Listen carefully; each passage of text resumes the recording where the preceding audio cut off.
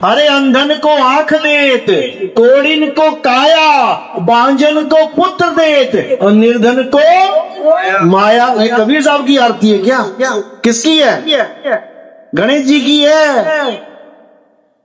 जब देना होगा तो गणेश जी के सहारे मिल जाएगा और नहीं मिलना होगा तो कबीर पंथ में आके नहीं मिलेगा। बताओ, अगर तुम्हारी किस्मत में नहीं लिखा है तो कबीर पंथ में आकर भी सुख नहीं मिलेगा। समझ लो, ये प्रारब्ध है, लेकिन इतनी गारंटी मिलती है कि सुख दुख से अगर तुम ऊपर उठ गए तो मालिक फिर सब कुछ देखेगा, वो सब करेगा, वो शूल को सुई भी कर देगा। लेकिन तुम कहो कि इसीलिए मैं की दुकान मिल जाए, उसका खजाना मिल जाए तो ठेंगा मिलेगा। समझ लो, तुम परमात्मा को इसलिए पाना चाहते, उसके पंथ में आना चाहते हो कि तुम्हारी बीमारियां ठीक हो जाए। हो चुका फिर तुम्हारा काम। ये तो फ्री में मिलेगा तुम्हें, मालिक की दया हो जाए सब कुछ मिलेगा। ये प्रेम का सौदा है, ये व्यापार नहीं है कि क्या तुम्हारे गुरुजी कैंसर ठीक कर सकते हैं। अच्छा, जब तेरा गुरु एक रेडियो ठीक करके दिखा दे, मेरा रेडियो खराब कर देता हूँ, ठीक करके दिखाए तेरा गुरु। अरे जिसको जिसका ज्ञान है वही तो करेगा। अब तुम डॉक्टर के पास जाओ, डॉक्टर साहब मेरा पंचर लगाओ पहले कार का, अगर लगा लिया तो ऑपरेशन कराऊंगा मैं।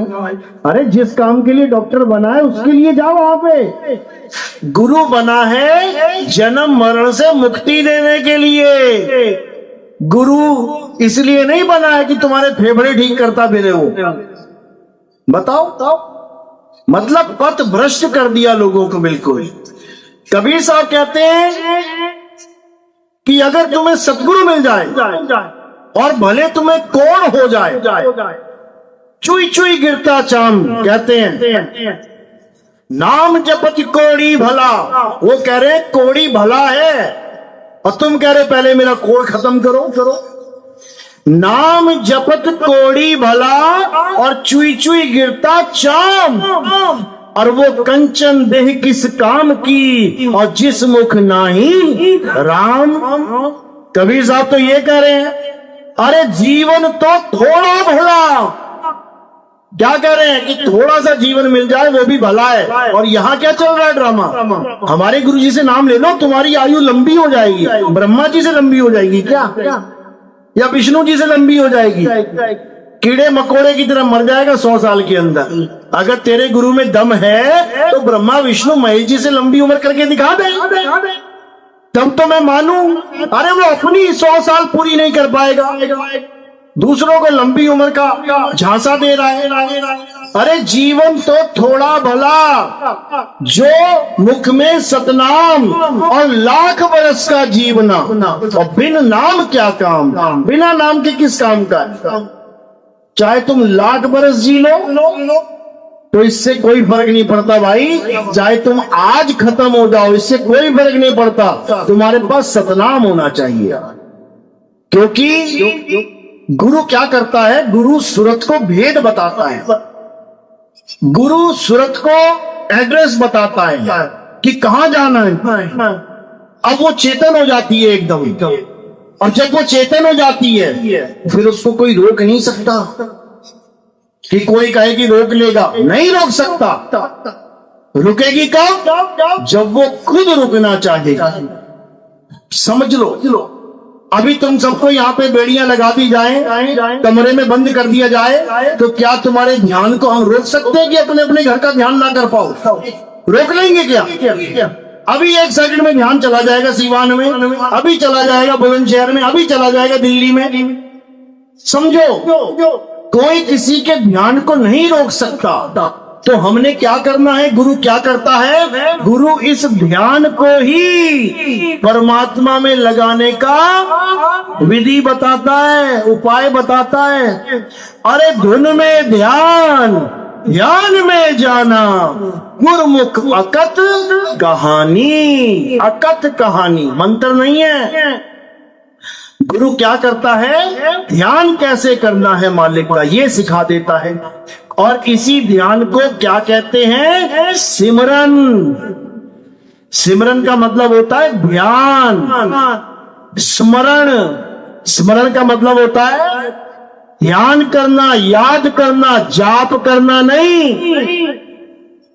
गुरु हमें ध्यान स्थिर करना सिखाता है। कहां पे? शब्द गुरु में। तो कह रहे हैं जाप मरे अजपा मरे अनहद भी मर जाए और सूरत समाए शब्द में वाको काल ना खाए। कहते हैं ऐसा गुरु मिल गया जिसने शब्द में सूरत को कैसे लगाना है बता दिया। अब उसे कोई रोक नहीं सकता, कोई नहीं रोक सकता। जैसे स्वर्ण कांच मंदिर में भ्रमते भूख मरे और कहे कबीर नलनी के सुगना तो हे कौन पकड़े। तुझे कौन पकड़ सकता है?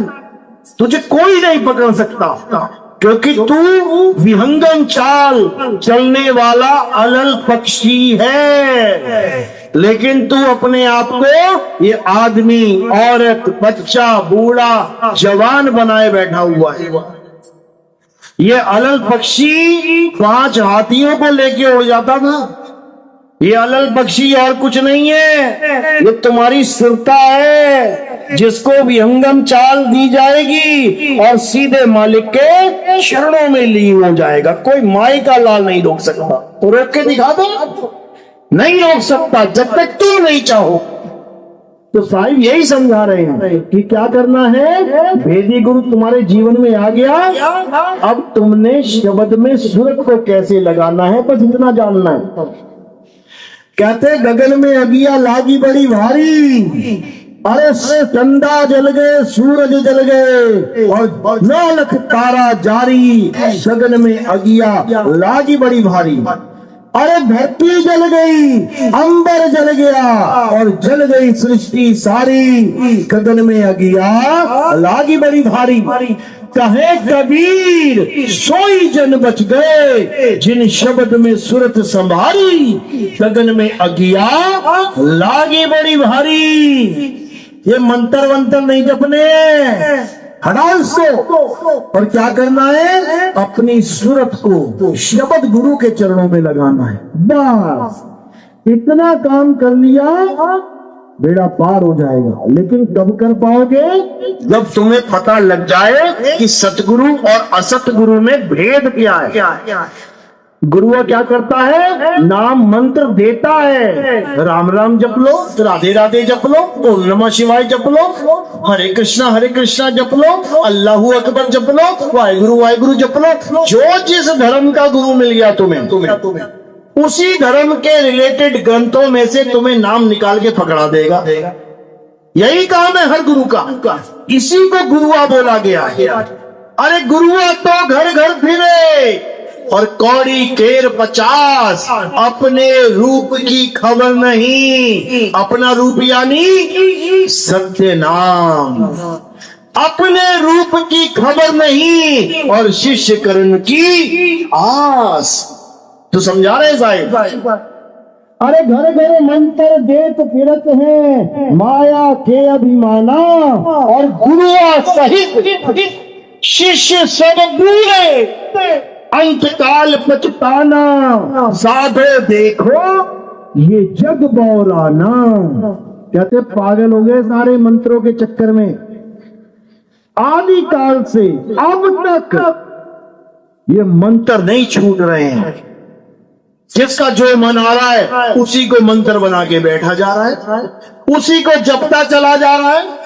बर्बाद हो गए लोग मंत्रों के चक्कर में। करना क्या था?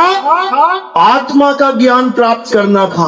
अध्याय 3 17वां श्लोक। हे अर्जुन, जो अपनी आत्मा में रमण करते हैं, जो अपनी आत्मा में तृप्त हैं, जो अपनी आत्मा में संतुष्ट हैं, उनके लिए कोई धार्मिक कर्म कर्तव्य लागू ही नहीं होता। उनके लिए ये पूजा पाठ, हवन, यज्ञ, ये जितने भी व्रत, जितने भी जो भी तामझाम चल रहा है, किसी की जरूरत नहीं है। उसे कहीं जाने की जरूरत नहीं है। बस एक काम करना है। क्या? आत्मा में रमण करना है, रम जाना है उसमें। लेकिन कैसे रमेंगे? जब तुम्हारे जीवन में सतगुरु आएगा, वही बताएगा तुम्हें आत्मज्ञान। नहीं तो कोई माई का लाल आत्मज्ञान बता ही नहीं सकता। मंत्र पकड़ा देंगे, जंत्र पकड़ा देंगे, पूजा पाठ करवा देंगे, हवन यज्ञ करवा देंगे, तीर्थों में भेज देंगे मरने के लिए। देखो तीर्थों में जा रहे हैं, मर मर के वापिस आ रहे हैं। अरे परमात्मा तुम्हारे घर में विराजमान है, बाहर ढूंढने के लिए जाने की जरूरत नहीं है। साहिब समझा रहे हैं, ज्यों चिल माही तेल है और ज्यों चकमक में आग, तेरा साईं तुझ में है और जाग सके तो जाग। बस जागना ही है। ये अज्ञानता की नींद में हजारों जवान लड़के मारे गए। उनके घर जाके पूछो उनको जाके, कैसा रहा तुम्हारा त्योहार?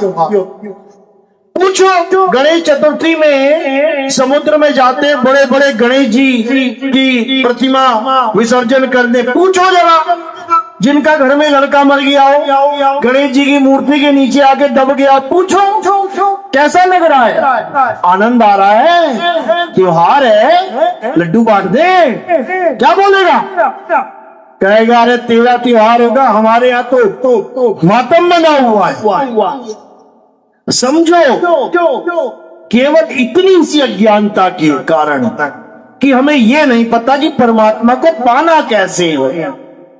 बस इतना सा कारण है, और उस चक्कर में हमने बर्बाद कर दिया अपना पूरा जीवन।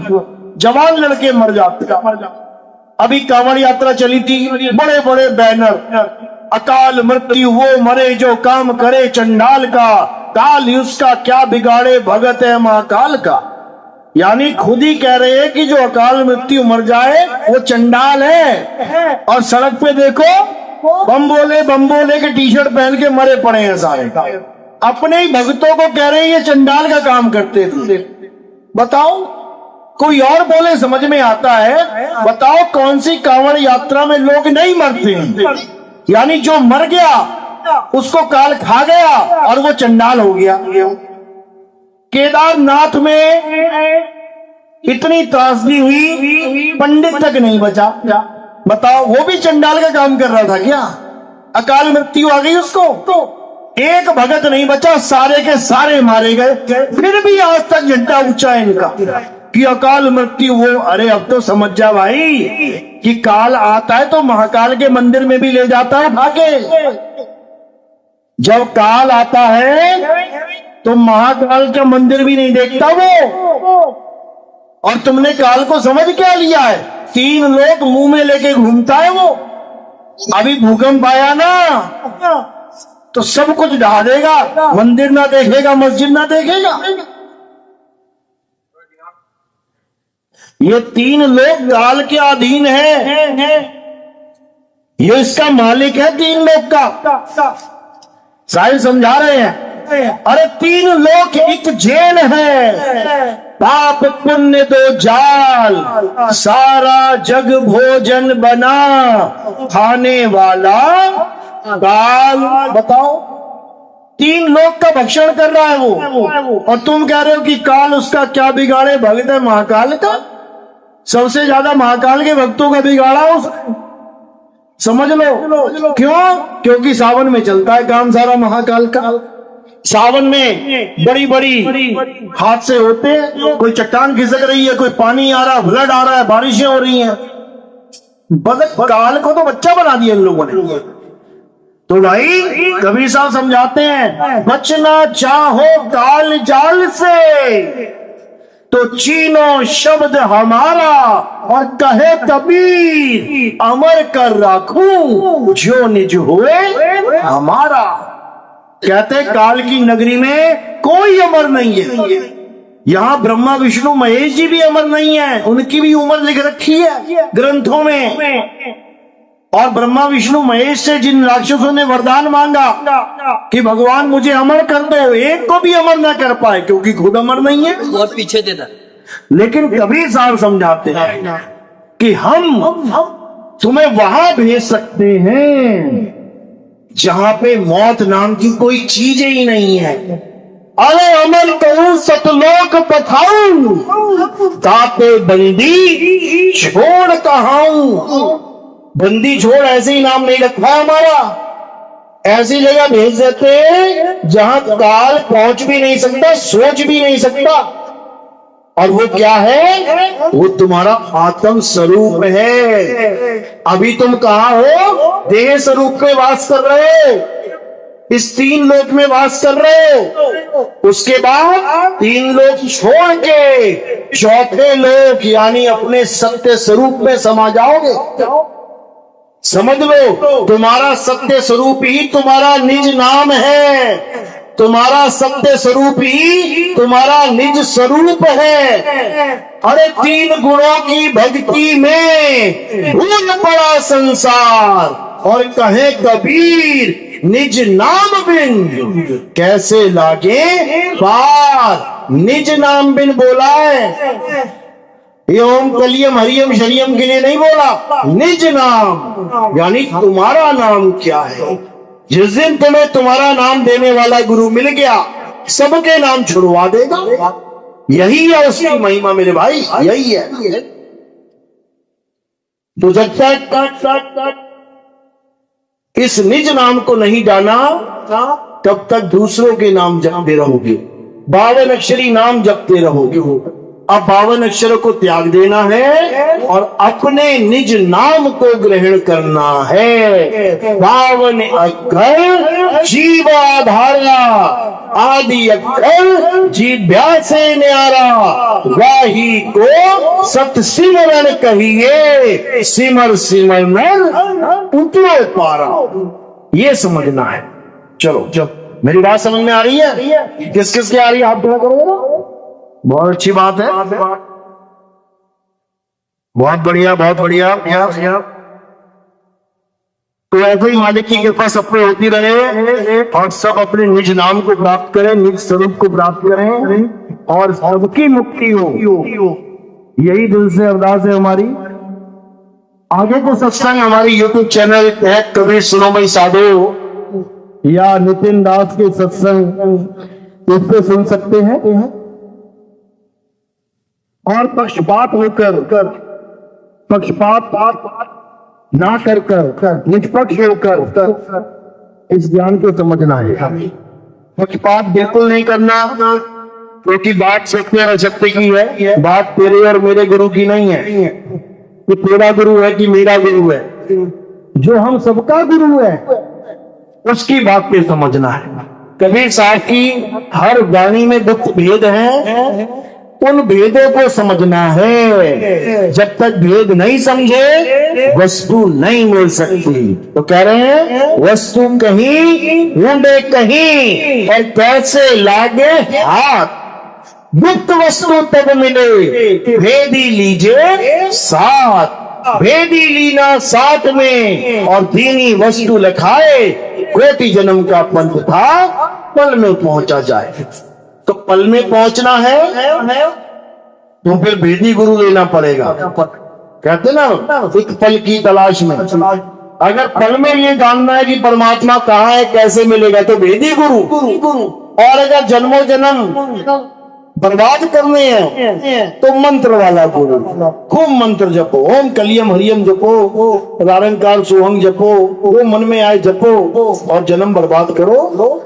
हमें किसी से कोई दिक्कत नहीं है। लेकिन अगर पार होना है तो मंत्रों से पार, तन से पार, मन से पार, माया से पार, इंद्री से पार, भावों से पार, हर चीज से पार होके आत्म स्वरूप को जानना है।